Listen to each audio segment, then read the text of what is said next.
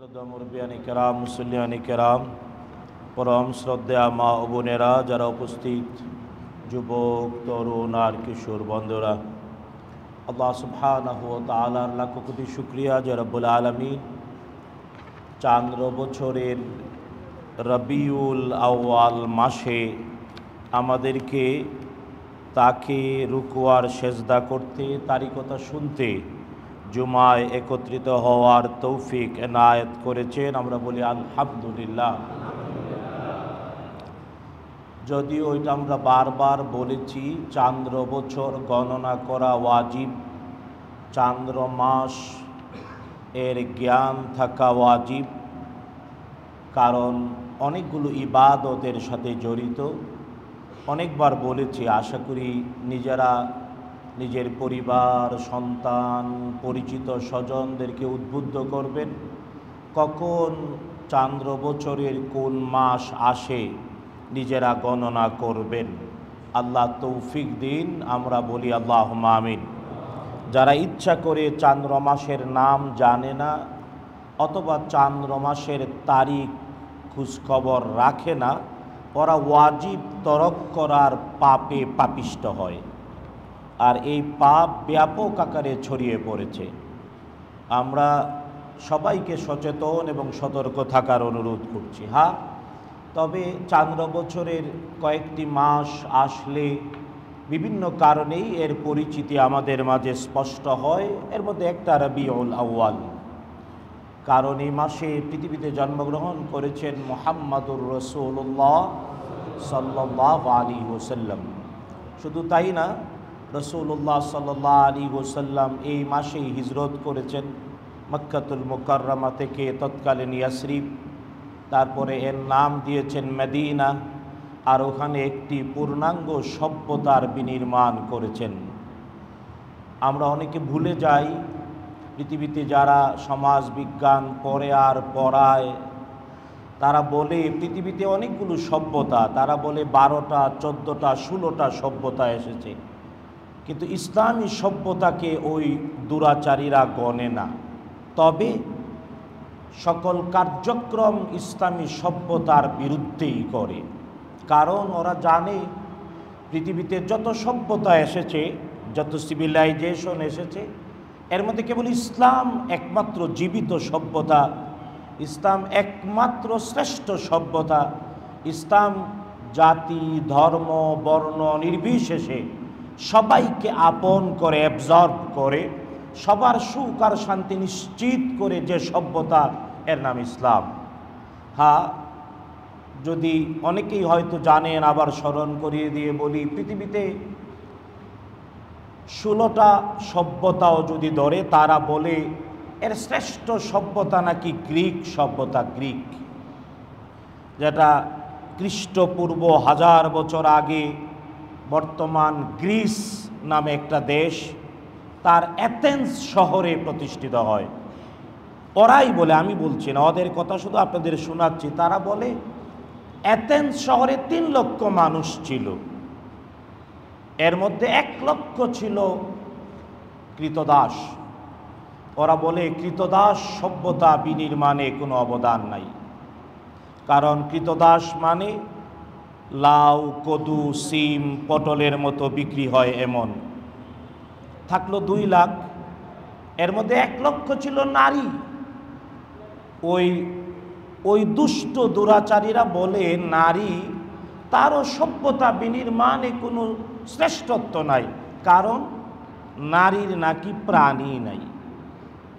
আমি বলছি না, মিলায় দেখেন, আমি ওদের থুতুও দেই না, মানুষও বলি না। আপনারা বলেন, কিছু শিক্ষিত নামের কুলাঙ্গাররা এদের পিছনে ঘুরে আর বলে এরা সভ্য। যারা আমার মায়ের প্রাণ নাই বলে, আমি ওরা মানুষ বলি না। কি আপনারা আছেন না? নাই, মনে হয় নাই। হ্যাঁ, আমার মা, আমার মেয়ে, আমার মা, মায়ের জাতি। কয় মায়ের জাতির সভ্যতা বিনির্মাণে কোনো অবদান নাই, ওদের প্রাণী নাই, বুঝছেন, ওদের আত্মা নাই। মিলায় দেখেন, তার মানে 3 লাখের 2 লাখ গেল গা, থাকলো আর কদ্দুর 1 লাখ।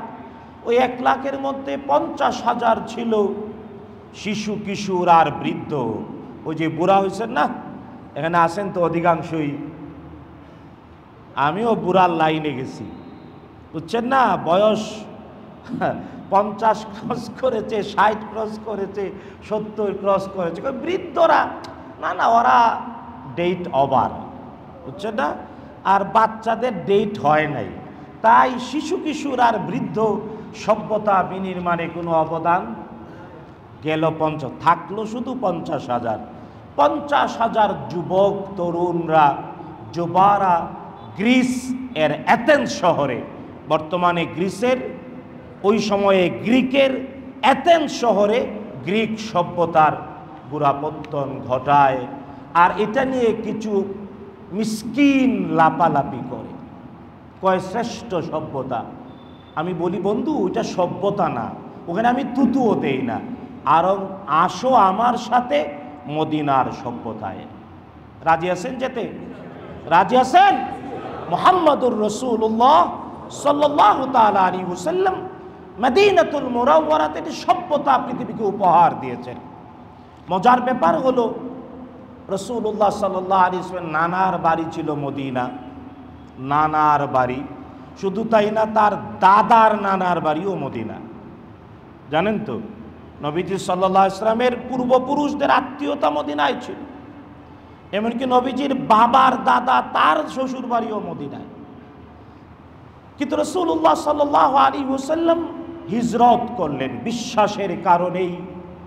53 বছরের স্মৃতিবিজড়িত পৈতৃক ভিটেমাটি থেকে, কাবার আঙ্গিনা থেকে চলে গেলেন কোথায়? মদিনায়। নাম ছিল ইয়াসরিব। রাসূলুল্লাহ সাল্লাল্লাহু আলাইহি ওয়াসাল্লাম গেলেন, গিয়ে তিনি ওই ইয়াসরিব নামক এই গ্রামটাকে প্রথমেই নাম পরিবর্তন করলেন, বলেন এর নাম মদিনা, মানে সিটি। মদিনা মানে কি? সিটি, শহর।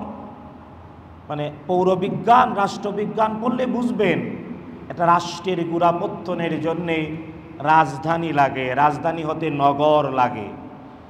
আল্লাহ তার হাবিবকে দিয়ে সব করিয়েছেন।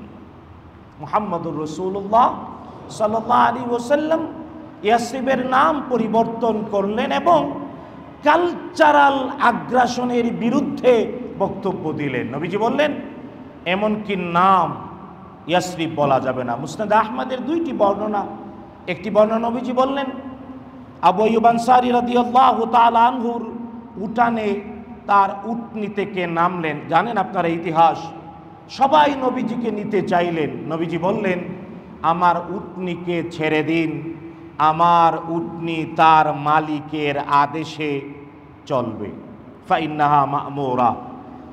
উটনি আবু আইয়ুব আনসারী রাদিয়াল্লাহু তাআলা আনহুর উঠানে বসলো।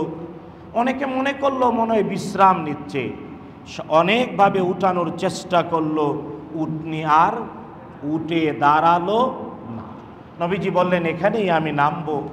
আর এর কারণ আবু আইয়ুব আনসারী রাদিয়াল্লাহু তাআলা আনহু নবীজির মামা ছিলেন, আবার তার পূর্বপুরুষরা ইয়ামান থেকে এসে অতীতের তাওরাত আর জাবুর পরে শেষ নবী মদিনায় হিজরত করবেন বলে একটা চিঠি নবীর জন্য রেখেছিলেন। আবু আইয়ুব আনসারী রাদিয়াল্লাহু তাআলা আনহুর পরিবারে ওই চিঠিটা ছিল। রাসূল সাল্লাল্লাহু আলাইহি ওয়াসাল্লাম নামলেন আর মাটিতে পা রেখে বললেন আজকের এই মুহূর্ত থেকে এই জনপদের নাম মদিনা। নাম কি? মদিনা। যে কেউ মান ইয়াকুল মিনকুম ইয়াসরিব মাররাতান, এই মুহূর্ত পর থেকে যদি কেউ একবার বলে ভুলে ইয়াসরিব, কারণ আসেন আগের নাম কি? ইয়াসরিব, ইয়া আহলা ইয়াসরিব, কোরআনেও আল্লাহ শব্দ উচ্চারণ করেছেন। নবীজি বললেন আজকের এই মুহূর্ত থেকে এর নাম মদিনা। যদি কেউ একবার ভুলেও ইয়াসরিব বলে ফালিয়াস্তাগফিরিল্লাহ সালাসান, সেজন্য 3 বার ইস্তেগফার করে। কয়বার? এটা শব্দের বিপরীতে, কালচারাল আগ্রাসনের বিপরীতে নবীজির জিহাদ। শব্দ বলতে গিয়ে মদিনা বলবে, ইয়াসরিব যদি বলে কয়বার ইস্তেগফার। আর আমগো দেশে আমরা বিশ্ববিদ্যালয়ের ভাইস চ্যান্সেলরে উপাচার্য কয়, সে কি ব্রাহ্মণশিব প্রশিক্ষণ কেন্দ্রের সহকারী? আচার্য ব্রাহ্মণশিব প্রশিক্ষণ কেন্দ্রের যিনি প্রধান, তার নাম আচার্য, আর উপাচার্য হলো আচার্যের সহকারী। ঢাকা বিশ্ববিদ্যালয়ে ব্রাহ্মণশিব শেখানো হয়? বলেন, তা আচার্য উপাচার্য বলে কেন? মুশকিল, মূর্খ মূর্খ। বলে 4 বছর অনার্স করলে বাংলায় স্নাতক। সংসদ বাংলা অভিধান খুলে দেখেন, গঙ্গায় স্নান উত্তর যে সার্টিফিকেট নেই, এর নাম বলেন, এর নাম? ওই লেখাপড়া করে বলতেছি তো, মুখে উচ্চারণ করে বলেন। এই সকল শব্দ মুসলমান বলতে পারে না, বিশ্বাসের সাথে সাংঘর্ষিক শব্দ বলতে পারে না। কিন্তু আফসোস, এগুলার প্রতি খেয়াল নাই, মিসকিন। আল্লাহ হেদায়েত নসিব করুন, বলেন আমিন। মুসনাদ আহমদের দ্বিতীয় আরেকটি বর্ণনা, বিশ্বনবী মুহাম্মদুর রাসূলুল্লাহ সাল্লাল্লাহু আলাইহি ওয়াসাল্লাম বললেন, মান ইয়াকুল মিনকুম ইয়াসরিব মাররাতান, আজকের মুহূর্ত পর থেকে একবার যদি ইয়াসরিব বলে, ফালিয়াকুল মদিনা 10 মাররাত, সেজন্য 10 বার বলে Medina Medina Medina Medina Medina. বলেন না, কইতেছেন না দিকে, বলেন মদিনা মদিনা, নবীর আদেশ। মদিনা শব্দ উচ্চারণ করলেও সওয়াব হবে, কারণ কোরআনে আছে। কোথায় আছে? আল্লাহ মুহাম্মদুর রাসূলুল্লাহ সাল্লাল্লাহু আলাইহি ওয়াসাল্লামের মাধ্যমে এটি সভ্যতা দিয়েছেন, যে সভ্যতা পৃথিবীর একমাত্র জীবিত সভ্যতা, সবার আশ্রয়ের আধার, সবার জন্য নিরাপত্তা। মুহাম্মদুর রাসূলুল্লাহ সাল্লাল্লাহু তাআলা আলাইহি ওয়াসাল্লাম হিজরত করলেন, ইয়াসরিব নাম দিলেন মদিনা।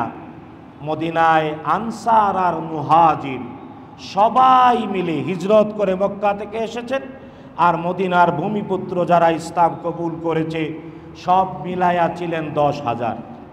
কয় হাজার?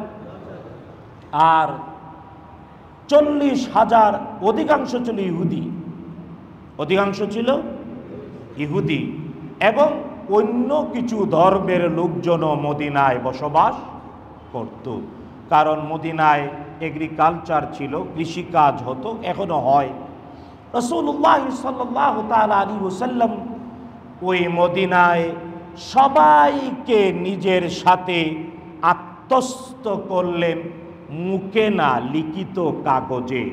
এর নাম মদিনার সনদ।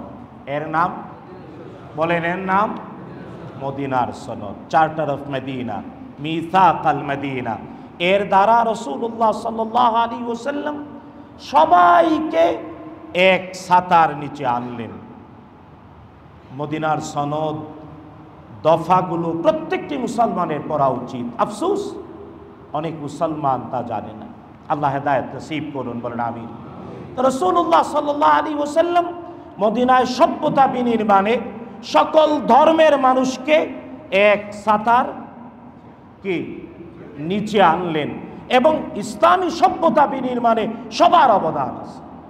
সবার কি, আপনারা বলেন না, সবার অবদান আছে। এই জন্যে মদিনায় যে 50,000 মানুষ মিলে ইসলামী সভ্যতা পৃথিবীকে উপহার দিলেন, এখানে শিশুর অবদান আছে, নারীর অবদান আছে, কৃতদাসের অবদান আছে। ওই সময়ের যত ধর্ম ছিল সবার অবদান আছে না নেই? আজকে যারা রাষ্ট্রবিজ্ঞান পড়েন, পৃথিবীর রাষ্ট্র ব্যবস্থা কিভাবে চলছে, ক্ল্যাশ অফ সিভিলাইজেশন, সভ্যতার দ্বন্দ্ব, এই তত্ত্বের ভিত্তিতেই আজকের পৃথিবী রান করছে। যদি তা না হতো তাহলে কাতারে ইসরায়েল আক্রমণ করতে, আরবরা বুঝে না, বুকা, ওই দিনটা বেশি বাকি নাই। চুকের পানি নাকের পানি এক হয়ে কাঁদবা, আশ্রয় পাবা না আরবরা যদি না বুঝে।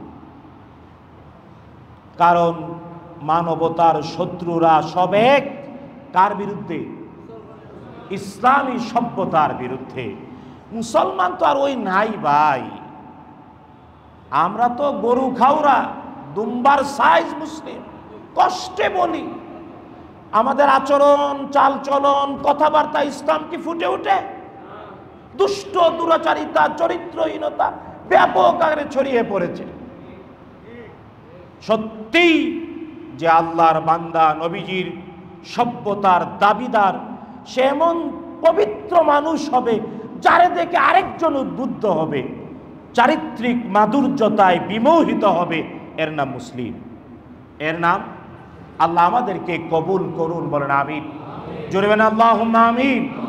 তো মুহাম্মদুর রাসূলুল্লাহ সাল্লাল্লাহু তাআলা আলাইহি ওয়াসাল্লাম কিয়ামত পর্যন্ত প্রাসঙ্গিক।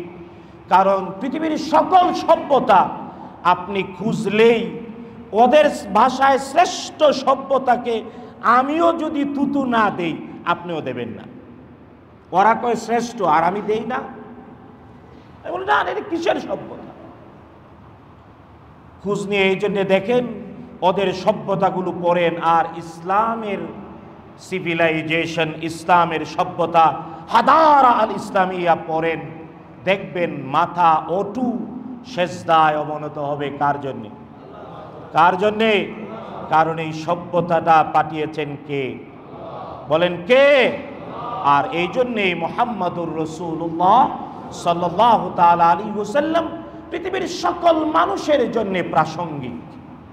দেখুন, যদিও দুর্ভাগ্য আমরা আমাদের বাংলাদেশে রবিউল আউয়াল আলহামদুলিল্লাহ এসেছে, কিছু মানুষ মনে করে মিছিল করে দিলাম, শেষ।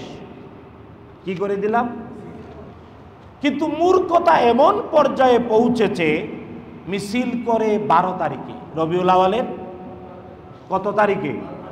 অথচ ন্যূনতম জ্ঞান, বিবেক, একাডেমিক্যাল ব্যাকগ্রাউন্ড থাকলে বুঝার কথা 12 তারিখে নবীজি ইন্তেকাল করেছেন আর জন্ম নিয়েছেন 9 তারিখে।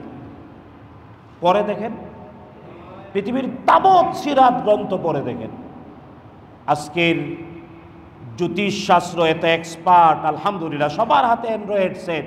571 সনে রবিউল আউয়াল মাসের সোমবার কয় তারিখে ছিল খুঁজে দেখেন, নিজেরাই দেখবেন। তে এই জ্ঞান ছেড়ে মূর্খত্ব দিয়ে ইসলাম হয়?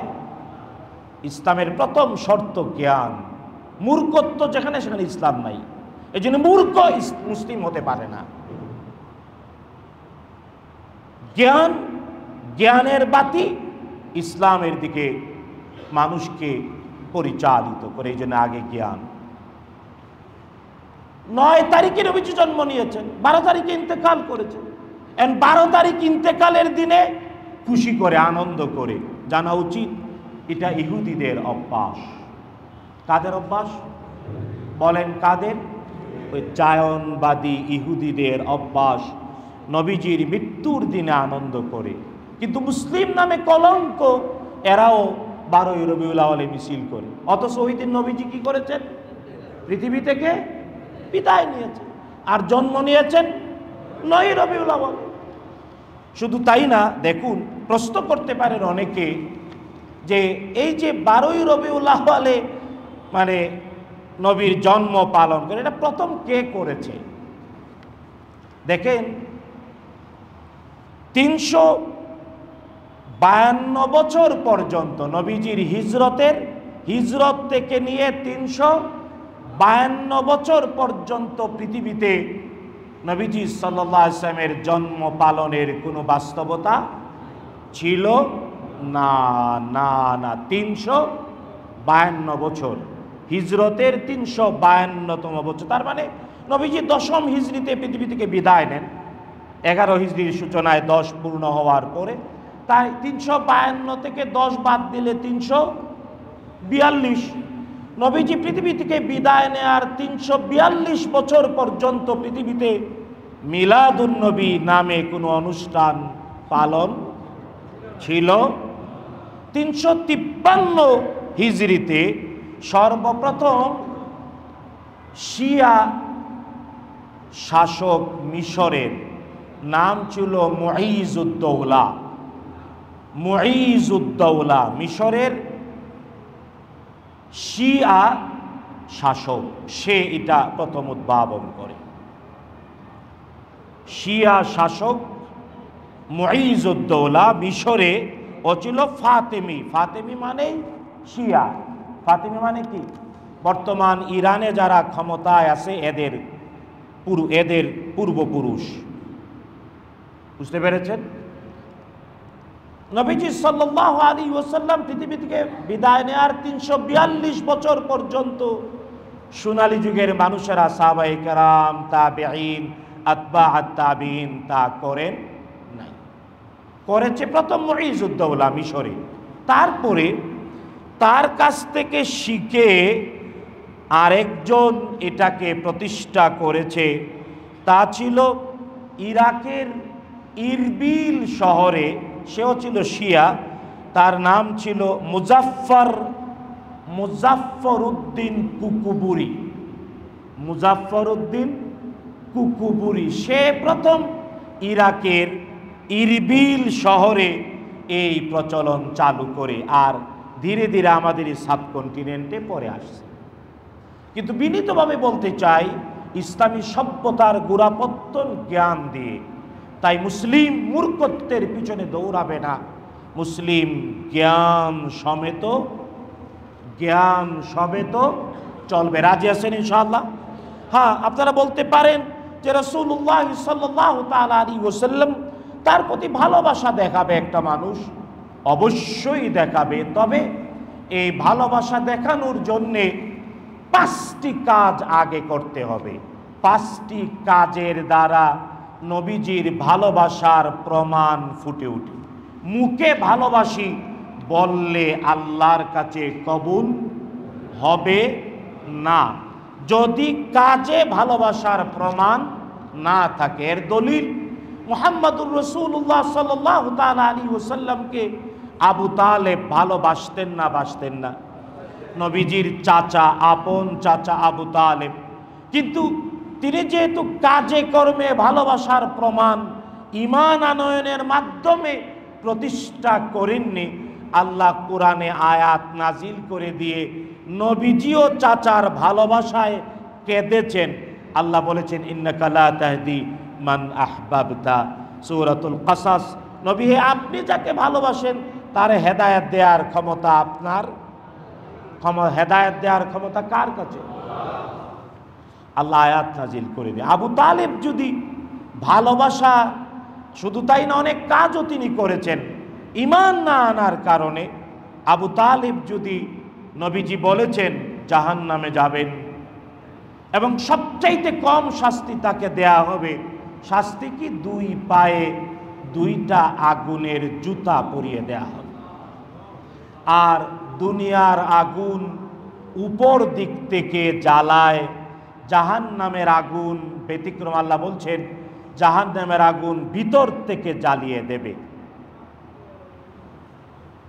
রাসূলুল্লাহ সাল্লাল্লাহু আলাইহি ওয়াসাল্লাম বলেছেন ওই 2 জুতার আযাবের উত্তাপে মগজ টকবক করে ফুটবে। বলেন না নাউযু বিল্লাহ। হ্যাঁ, রাসূলুল্লাহ সাল্লাল্লাহু তাআলা আলাইহি ওয়াসাল্লাম তার ভালোবাসার প্রমাণের পূর্ব শর্ত কয়টা কাজ? 5টা কাজ। 1 নাম্বার, রাসূলুল্লাহ সাল্লাল্লাহু তাআলা আলাইহি ওয়াসাল্লামকে যদি কেউ ভালোবাসে, যদি কেউ তার প্রতি ঈমান আনে, প্রথম শর্ত নবীজি যা বলেছেন সত্য ধারাবাহিকতায় যা রাসূল সাল্লাল্লাহু আলাইহি ওয়াসাল্লামের কথা, কাজ, সমর্থন আর গুণাবলী আপনার আমার কাছে পৌঁছাবে। নিজের মতের, নিজের বিরুদ্ধে হলেও অবশ্যই তা সত্য বলে মেনে নিতে হবে। এটা হলো প্রথম দাবি। নবীজিকে যদি ভালোবাসি, এর প্রমাণ ঈমানের বাস্তবতায় অবশ্যই ঈমান আনবো। কিন্তু কাজগুলোকে 1 নাম্বার, রাসূলুল্লাহ সাল্লাল্লাহু তাআলা আলাইহি ওয়াসাল্লাম তিনি যা বলেছেন, যা করেছেন, যা তার গুণাবলী, যা তিনি করেছেন সমর্থন, তা যখন বিশুদ্ধ ধারাবাহিকতায়, বিশুদ্ধ সনদে আমাদের কাছে পৌঁছাবে, তা নিজের মতের বিরুদ্ধে হলেও তা সত্য বলে মেনে নিতে বিশ্বাস করেন। রাসূলুল্লাহ সাল্লাল্লাহু আলাইহি ওয়াসাল্লামের অনেক কথা সাধারণ মানুষ তো দূরের কথা, নবীজি বলেছেন সত্য, কিন্তু অনেক আলেম ওলামা নামক দুষ্ট দুরাচারীরাও মানে না। উদাহরণ দেই, যেমন দেখুন সিম্পল উদাহরণ, আমরা নামাজ পড়তে আসছি, নামাজে বিখ্যাত 4টা মুসলিম স্কুল অফ থট, হানাফি, শাফি, মালিকি এবং হাম্বলি মাযহাব আছে না? এই মাযহাবগুলো মুখতালিফুস সুন্নাহ, নবীজি সাল্লাল্লাহু আলাইহি ওয়াসাল্লামের সুন্নাহর ভিন্ন ভিন্নতাকে এক একটা মাযহাব গ্রহণ করেছে। যেমন হানাফি হলে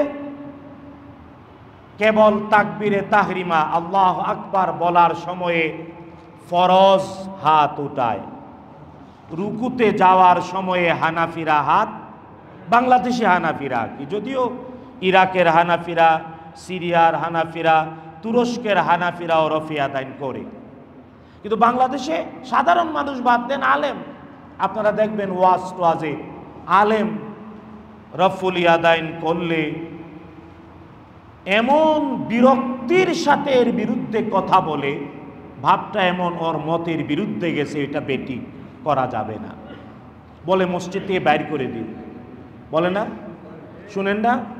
অথচ দেখুন ইমাম যখন সূরাতুল ফাতিহা গায়রিল মাগদুবি আলাইহিম ওয়ালাদ-দাল্লিন পড়ে, নবীজি বলছেন ইমামও বলবে আমিন, মুক্তাদিরাও বলবে, কারণ ফেরেশতারা আমিন বলেন। নবীজি বলেছেন যার আমিন বলা ফেরেশতাদের সাথে মিলে যায়, আল্লাহ তার অতীতের সকল সগীরা গুনাহ মাফ করে দেন। তো আমিন জুড়ে বলবো না আস্তে, বলতেই হবে, কিন্তু অনেকে বলেই না, কিন্তু বলতে আস্তে না জুড়ে, জুড়ে যদি কেউ বলে, আমাদের আলেম নামের কিছু কলঙ্ক আছে বলে মসজিদ থেকে বের করে দিয়ে, অথচ এটা সুন্নায় আছে না নাই? বলেন আছে। কমন সেন্সের কমন বাদ দিয়ে শুধু সেন্স যার আছে, পাগল না, সেও বুঝে এই সুন্নাটাও প্রমাণিত, নবীজি বলেছেন, করেছেন, বিশ্বাস করেন। এই যে চরিত্র সুন্নার ভিন্ন ভিন্নতা, যেমন আমরা একামত দেবেন মুয়াজ্জিন, একটু পরে একামত, সৌদি আরবে একামত দেয় সিঙ্গেল সিঙ্গেল, বাংলাদেশে অনেকে মূর্খ জানে না, কয় সৌদি আরবেরটা বিশুদ্ধ, এটা ভুল না, দুইটাই বিশুদ্ধ, দুইটাই। কিন্তু ওই মূর্খ যদি কয় আরে না এটা ঠিক না, জানে না, বললো না, তার মানে সে নবীজির মুহাম্মাদুর রাসূলুল্লাহ সাল্লাল্লাহু আলাইহি ওয়াসাল্লাম যা বলেছেন, যা আদেশ করেছেন, যা তার গুণাবলী, যা তিনি আমাদেরকে শিখিয়েছেন, এর বিপরীতে গেল, সে আর ইমানদার থাকতে পারলো? যতই বলুক নবীকে ভালোবাসি, ওর ইমানেই নাই, ভালোবাসা তো দূরের কথা। এই জন্যে রাসূলুল্লাহ সাল্লাল্লাহু আলাইহি ওয়াসাল্লাম তার যত কথা, যত কাজ, যত সমর্থন, যত গুণাবলী বিশুদ্ধ ধারাবাহিকতায় আমাদের কাছে পৌঁছেছে, তাকে সত্য বলে মেনে নিতে। প্রশ্ন হলো, এই যে সুন্নার ভিন্ন ভিন্নতা, কোনোটার প্রতি বিরক্তি প্রকাশ করা যাবে না। হ্যাঁ, আমি পারি না এটা করতে, এই জন্য লজ্জিত থাকতে হবে, বরং উচিত যত কিছু সুন্নায় প্রমাণ আছে জীবনে একবার হলেও তা পালন করা। পারবেন ইনশাআল্লাহ? এই জন্য ওই মূর্খ মৌলবীদের কথায় মসবেন না, তাহলে ইমানটাই হারিয়ে যাবে। ওরও ইমান নাই, যে শুনবে ওরও ইমান নাই। কারণ কার সাথে শত্রুতা করছে? মুহাম্মাদুর রাসূলুল্লাহ। নবীজির কোনো সত্য কথা, নবীজির কোনো সত্য কাজ, নবীজির সত্য কোনো সমর্থন অথবা গুণাবলী যদি কেউ সন্দেহ করে, শত্রুতা করে, বিদ্বেষ করে, তার ইমান থাকবে। ভালোবাসা তো দূরের কথা। এবার মিলায়ে দেখেন বাংলাদেশে কয়জন এই চালনি দিয়ে চাল্লাইলে টিকে? 2 নাম্বার, মুহাম্মাদুর রাসূলুল্লাহ সাল্লাল্লাহু তাআলা আলাইহি ওয়াসাল্লাম আদেশ করেছেন। আদেশ একটা হলো নবীজির কথা, কাজ, সমর্থন, গুণাবলী। 2 নাম্বার হলো নবীজি আদেশ করেছেন। নবীজিকে অর্ডার করার ক্ষমতা কে দিয়েছেন? আল্লাহ তাআলা। নবীজি সাল্লাল্লাহু আলাইহি ওয়াসাল্লাম যা আদেশ করেছেন তাও মানতে হবে। তাও এই জন্য দেখুন, একটা সাধারণ উদাহরণ দিই। আগে অতীতের আলেমরা বলতেন দাড়ি রাখা সুন্নাহ, দাড়ি রাখা। কিন্তু বর্তমান পৃথিবীর বিগত শতাব্দীর সকল আলেমরা এই ব্যাপারে একমত, এটা ওয়াজিব। দাড়ি রাখাটা, দাড়ি রাখাটা, দাড়ি রাখাটা। কারণ নবীজি আদেশ করেছেন, মুহাম্মদুর রাসূলুল্লাহ সাল্লাল্লাহু আলাইহি ওয়াসাল্লাম আদেশ করেছেন। সুতরাং বিনীতভাবে বলি, মায়েদের মেয়েদের মুখে তো আর উঠে না, পুরুষ যাদের উঠে দয়া করে রাখবেন, এটা ওয়াজিব। আদেশ করেছেন মুহাম্মাদুর রাসূলুল্লাহ। রাসূলুল্লাহ সাল্লাল্লাহু তাআলা আলাইহি ওয়াসাল্লামের আদেশ যদি কেউ না মানে, তাইলে তার নবীর প্রতি ভালোবাসাও থাকবে না, ঈমানই থাকবে না। নবীজির আদেশ, রাসূলুল্লাহ সাল্লাল্লাহু আলাইহি ওয়াসাল্লাম আদেশ করেছেন, পুরুষ যখন পোশাক পরবে এই পোশাকটা টাকনুর উপরে হবে। কার আদেশ বলেন? কার আদেশ? আমরা জানি না, জানি না, জানি বলেই মসজিদের বারান্দায় ঢুকলে প্যান্টটা হুজুর বলে না, নিজে নিজেই, এই লোকটাকে ধন্যবাদ, যিনি মসজিদের বারান্দায় ঢুকলে, নামাজের জায়নামাজে দাঁড়ালে প্যান্টটা কি করেন? গুটায় দেন। এটা তার জ্ঞান, সে জানে মুহাম্মদ সাল্লাল্লাহু আলাইহি ওয়াসাল্লামের আদেশ টাকনুর উপরে থাকবে নিচের কাপড়, অর্থাৎ শরীরের নিম্নাংশের কাপড়টা টাকনুর উপরে থাকবে। তবে মোজা টুজা পরলে টাকনু ঢাকবে, সমস্যা নাই, এটাও কয়ে দিলাম, নাইলে আবার কবি হুজুর তো এটা কয় নাই। হ্যাঁ, তো রাসূলুল্লাহ সাল্লাল্লাহু আলাইহি ওয়াসাল্লামের আদেশ জানে, নামাজও পড়ল নবীজির আদেশকে নিজের জীবনে 3.5 হাত বডিতে নিয়ে বের হওয়ার সময়ে মসজিদের বারান্দা ক্রস করে জুতাটা পায়ে দিয়েই, তার মানে কি করলো? আমি বলি এটা হলো আত্মস্বীকৃত পাপ, আত্মস্বীকৃত পাপ।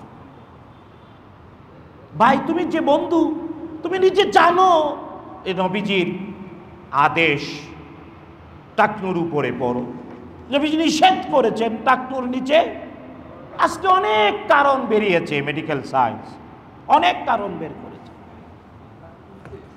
প্যান্ট দিয়ে, শরীরের উপরের কাপড় দিয়ে টাকনু ঢেকে রাখলে যৌবনও কমে যায়, আর কি কইব, সবকিছু কমে যায়। বিশ্বনবী সাল্লাল্লাহু আলাইহি ওয়াসাল্লামের কথা আজকে মেডিকেল সায়েন্স মিলাই দিয়ে কইতেছে। সুতরাং নবীজির আদেশটা জানেন বন্ধু, নামাজে ঠিকই করেন, বের হয়ে ফেলে দেন, তার মানে কি? খালি মসজিদে নামাজে নবীজির কথা, বাইরে নাই, বাইরে নাই, বাইরে আর লাগে না নাকি? এইটা যে করে তার ঈমান নিয়েই প্রশ্ন, তার ঈমান নিয়েই। ভালোবাসা তো দূরের কথা, ভালোবাসা তো দূরের কথা, নবীজির আনুগত্য যতক্ষণ দেহে প্রাণ আছে করব। পারবেন ইনশাআল্লাহ? পারবেন ইনশাআল্লাহ? দেখুন মুহাম্মদুর রাসূলুল্লাহ সাল্লাল্লাহু তাআলা আলাইহি ওয়াসাল্লাম যদি তাকে ভালোই বাসেন, ঈমান আনলেন, ভালোবাসেন, প্রমাণ 3 নাম্বার, নবীজি কিছু জিনিস নিষেধ করেছেন, নিষেধ করেছেন, নিষেধ। রাসূলুল্লাহ সাল্লাল্লাহু আলাইহি ওয়াসাল্লাম হারাম করেছেন, নিষেধ করেছেন। যেমন এর একটা হলো সুদ আর ঘুষ। আল্লাহ হারাম করেছেন, নবীজিও। সুদ আর, আপনারা কইবেন এখন ইদানিং কিছু দুষ্ট দুরাচারী সুদ লেখে না, বাংলায় লেখে মুনাফা, লেখে না সুদ, লেখে। শুধু তাই না, ঘুষ কয় না, কয় স্পিরিট মানি। পুরি বাবা, স্পিরিট হ্যাঁ, মানি আবার স্প্রিট, স্প্রিটের মানে এটা কি? কত বড় অসভ্য হলে এটা বলতে পারে? আরে বুঝছেই তো কইতেছে। আমার লজ্জা, আমার বাড়িও ছিল, আমার জন্য লজ্জা। দুষ্ট কি কয়ে গেছে জেনে রাখা উচিত। যদি দেহটা পবিত্র না হয়, খাবার পবিত্র না হয়, পোশাক পবিত্র না হয়, হাজার সেজদা দিলেও কবুল হবে না, হবে না, হবে না, নিষেধ করেছে। কিন্তু আজ নবীজি বলেছেন এমন একটা সময় আসবে, সুদ আর ঘুষ মানুষ মনে করবে বৈধ। আজ অনেক নামাজি সুদকুর, অনেক নামাজি ঘুষকুর ভাই আছে না? আছে না? বলতে পারেন যে রাসূলুল্লাহ সাল্লাল্লাহু আলাইহি ওয়াসাল্লাম নিষেধ করেছেন, বাঁচার পদ্ধতি আসেনি? আছে। আপনি অর্থ ব্যবস্থায় আগাবেন। বাংলাদেশে, বাংলাদেশ সরকার, শুধু তাহলে শুনেন, আগে বলি, সরকারি ব্যবস্থাপনায় ওই যে জাতীয় পেনশন স্কিম সরকার করেছিল না, ওখানে যদিও আমি বলেছিলাম মানে যে সুদ ছাড়া করো, তখন পাত্তা দেয় নাই। গতকালকেও সকাল 10:30টায় জাতীয় পেনশন অথরিটির চেয়ারম্যানের সাথে আমরা মিটিং করেছি। শরিয়া বেসড সুদ মুক্ত পেনশন ব্যবস্থা জাতিকে উপহার দেওয়ার পদ্ধতি বলে এসেছি, আসতেছে। বলেন না আলহামদুলিল্লাহ, বলেন না আলহামদুলিল্লাহ। বাংলাদেশ ব্যাংক লাইসেন্স দিয়েছে। এদেশে অনেকগুলো ব্যাংক, শুধু তাই না, প্রায় 22টা ব্যাংক আছে ডুয়েল ব্যাংকিং করে। অনেকে মনে করে ডুয়েল ব্যাংকিং মনে হয় সব মিলায় দেয়, না, A to Z আলাদা, ব্যাংক উইদিন দ্য ব্যাংক। এর অনেকগুলোর সাথে আমিও জড়িত, অনেক জায়গায় চেয়ারম্যান, মেম্বার, সেক্রেটারি অনেক। তো যেমন দেখুন, বাংলাদেশ ব্যাংক লাইসেন্স দিতেই শর্ত দেয়, সফটওয়্যার, ট্রেজারি, ইনভেস্টমেন্ট সব হবে আলাদা, A to Z। বলেন A to Z। কথার কথা না, বাংলাদেশ ব্যাংক অডিট করে, প্রতি কোয়ার্টারে রিপোর্ট পাঠাতে হয়। আচ্ছা দেখে আমাদের শরিয়া বোর্ডের অধীনে শরিয়া অডিট হয়, সবগুলো মিলাইয়া চালনি দিয়ে লাইট দিয়ে ধরে। সুতরাং বাংলাদেশে, বলেন না আলহামদুলিল্লাহ, আজ থেকে 43 বছর আগে শুরু হয়েছিল, তখন অনেকেই অনেক মস্কারি করেছে, কিন্তু আজ সময়ের ব্যবধানে বাংলাদেশেও ইসলামী ব্যাংকিংটা বিজয়ী বাস্তবতা। যদিও বিগত দিনগুলোতে সরকারের অর্গান ব্যবহার করে চোর আর ডাকাতরা চুরি করেছে, এজন্যে ওই অর্থমন্ত্রী বাংলা অভিধানে নতুন শব্দ দিয়ে গেছে, কয় পুকুর চুরি, এটা প্রবাদ বাক্য ছিল, এখন না, এমন চুরি হয়েছে, এটার নাম সাগর চুরি। বাংলা ভাষায় প্রবচনে নতুন শব্দ সাগর চুরি। এই সাগর চুরেরা এই জন্য আর টিকতে, বলেন পারছে? আপনারা নাই মনে হয় আমার সাথে। আরে ভাই লজ্জা, আমিও ডানে বামে তাকালে দেখি আমার আত্মীয় স্বজনও চুর আছে, লজ্জা লাগে, কষ্ট, তাই বলি আপনারাও আমার মতোই। কিন্তু অবশ্যই চুরকে চুর বলতে হবে। পারবেন? কার সাহস আছে বলেন আল্লাহু আকবার, আল্লাহু আকবার। ডাকাতকে ডাকাত, চুরকে চুর বলতেই হবে, যদিও সে বাবা হোক, যদিও সে ছেলে হোক। আল্লাহ বলছেন কোরআনে কারীমে, ইমানদার সত্য বলে যদিও তার বাবা, ভাই, চাচা, মামু, খালা, দাদা হয় না কেন। তা আমি তো দায় নিয়ে বলছি, আমিও ডানে বামে তাকালে দেখি আমার আত্মীয় স্বজনের মধ্যেও চুর ডাকাত আছে, ওদেরকে বলি। মনে করবেন না ওদের বাসায় খাই না, কারো বাসায় খাই না, বুড়ি আঙ্গুল দেখে বলে বান্দর, আগে বিশুদ্ধ ও ডাকাতি চার, তারপর শাসনও করি। আপনারাও করবেন ইনশাআল্লাহ, করবেন ইনশাআল্লাহ। আর সুদী অর্থ ব্যবস্থা কাউকে কল্যাণ দেয়। অর্থ ব্যবস্থা পড়ে দেখেন, অর্থের ইতিহাস পড়ে দেখেন, বিগত শতাব্দীতে নতুন শতাব্দীর সূচনাতে আর্থিক যত ধস নেমেছে, এর পিছনে শ্রেষ্ঠ কারণ সুদ এবং ঘুষ। তৃতীয় আরেকটা যদি লাইগা যায় জুয়া। সুদ, ঘুষ আর জুয়া, জুয়া জুয়া জুয়া, লটারি যদি লাইগা যায়। বাংলাদেশে কিছু দুষ্ট আছে, কয় মানবতার কল্যাণে লটারি। আচ্ছা, বিষ দিয়া উপকার হয়? হ্যাঁ, চুরি করে টাকায় না দান করলে হয়? তো হারাম দিয়া মানবতার কল্যাণ হয় না, এগুলো হলো মিসকিন। এই জন্যে মানবতার কল্যাণে লটারি এক সময় খুব জয় জয়কার ছিল। আমরা বলতে বলতে দুষ্টরা বুঝছে, এখন আর এগুলা নাই। অনেক দিন আছে নাকি? জেনে রাখবেন, উপকারের পূর্ব শর্ত ফাউন্ডেশনটা ভালো হতে।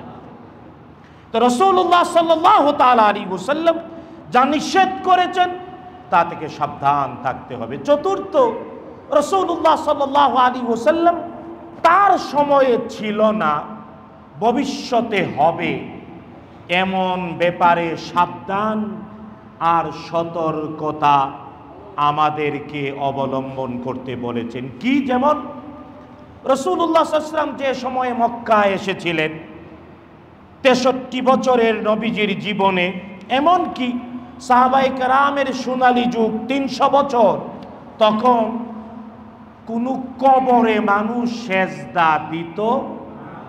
ঢাকায় যেমন শাহ আলী বাগদাদি, দেখেন গিয়ে একবার, সিলেটে শাহজালাল শাহপরান। নবীজির সময়ে প্রায় 300 বছরে এই ধরনের মাজার কেন্দ্রিক কালচার, সংস্কৃতি, মানুষ মান্নত করলে মাজারের নামে ছিল না। নবীজি ওই সময়ে বলেছেন হবে। মান্নত হবে কার নামে? কার নামে? আপনি শাহপরান, শাহজালাল, শাহ আলী, ওদের জন্য দোয়া করবেন। তারা ভালো মানুষ হয়তো ছিলেন, কিন্তু আজকে যে অবস্থা, তাদের চতুর্দিকে গায়ে চট, চুলে জট, দাঁত জির জন্মের পরেও মনে হয় মাজে না, দুর্গন্ধে কাছে যাওয়া যায় না। সে গাঞ্জা খায়, ভুলে গেছিলাম, গাঞ্জা খায়। হ্যাঁ, এরা কেমনে শাহজালাল, শাহপরান, শাহ আলীর উত্তরাধিকারী হয়? ওনারা বেঁচে থাকলে কি করতেন? হ্যাঁ বলেন, কি করতেন? প্রশাসনের উচিত ওই সকল ভালো মানুষদের কবরগুলো পরিষ্কার রাখা। যে কেউ গুলো জিয়ারত করতেই পারে, কিন্তু তাই বলে গাঞ্জা, জুয়া আর চট আর জট আর দুর্গন্ধের আড্ডা হতে, কিন্তু আফসোস চলছে না। শুনেন, প্রসঙ্গত বলি, আপনারা দেখেছেন গত সপ্তাহে বাংলাদেশের নুরা পাগলার ঘটনা। আমার লজ্জা লাগে, কালকেও প্রশাসনের এক জায়গায় বললাম যে আসলে নুরা পাগলাকে নিয়ে সর্বদলীয় ওই এলাকার সকল দলের নেতারা সহ আলেম ওলামা প্রশাসনের কাছে গেছে, কারণ তার বেয়াদবি সীমানা ছেড়ে গেছে। ঠিক না বেঠিক? মরসে পরে কবরকে কাবার মতো কি, যদিও এটা আবারও বলি, তাই বলে তার লাশ কবর থেকে নিয়ে আগুনে পুরানো আমরা সমর্থন করি না না না। কিন্তু প্রশাসন তো কাজের সুযোগ করে দিয়েছে। অ্যাডমিনিস্ট্রেশন কেন উদ্যোগ নিল না? কেন বলল না কাবাগরের মতো বানাতে? প্রশাসনের দায়িত্ব ছিল না? পুলিশের ছিল না? আগে করো নাই, এখন যাই অ্যারেস্ট করো। তার মানে দায় এড়ানো যাবে। যখন যা করার তখনই তা করতে হবে। যে করবে না, কখনো দায় মুক্তি। আমরা ইন্টারাম গভর্নমেন্টকে বলতে চাই, দায় মুক্তির কালচার থেকে জাতিকে বের করে। যার যতটুকু পাপ করে অবশ্যই শাস্তি হতে হবে, ভালো কাজ করলে পুরস্কার হবে। এই বুকের পাটা যদি না থাকে, দায় মুক্তি দিয়ে চোর আর ডাকাত বানানো হবে, ফ্যাসিস্ট বানানো হবে। আল্লাহ হেদায়েত নসিব করুন, বলেন আমিন। তার মানে রাসূল সাল্লাল্লাহু আলাইহি ওয়াসাল্লামের ভালোবাসা যদি আপনি প্রমাণ দেখাতে চান, তাহলে আমরা বললাম এই পর্যন্ত 4টা কাজ। কয়টা কাজ? 1 নাম্বার, নবীজির কথা, কাজ, সমর্থন, গুণাবলী শুনলেই সত্য বলে মেনে নিতে হবে। 2 নাম্বার, নবীজি যা আদেশ করেছেন তা মানতে হবে। 3 নাম্বার, নবীজি যা নিষেধ করেছেন তা থেকে বেঁচে থাকতে হবে। 4 নাম্বার, বিশ্ব নবীর সময়ে ছিল না, ভবিষ্যতে হতে পারে, রাসূল সাল্লাল্লাহু আলাইহি ওয়াসাল্লাম সতর্ক করেছেন, ওই জিনিসগুলো থেকেও আমাদেরকে সাবধান থাকতে হবে। 5ম, আল্লাহর ইবাদত। আল্লাহর ইবাদত করার জন্যে নবীজি একমাত্র আদর্শ। এই জন্যে সওয়াবের কাজ, নেকির কাজ হিসাবে যে কোনো কাজ করার আগে বলতে হবে এই কাজটা কি রাসূলুল্লাহ সাল্লাল্লাহু আলাইহি ওয়াসাল্লাম করেছেন। যদি নবীজি করে থাকেন 100 বার করব, নবীজি যদি না করে থাকেন, সোনালী যুগের মানুষেরা যদি না করে থাকে, আমরা করব না না না। এই জন্যে এই যে 5টা মৌলিক বৈশিষ্ট্য, এর দ্বারা নবীজির ভালোবাসার চূড়ান্ত প্রমাণ ফুটে ওঠে।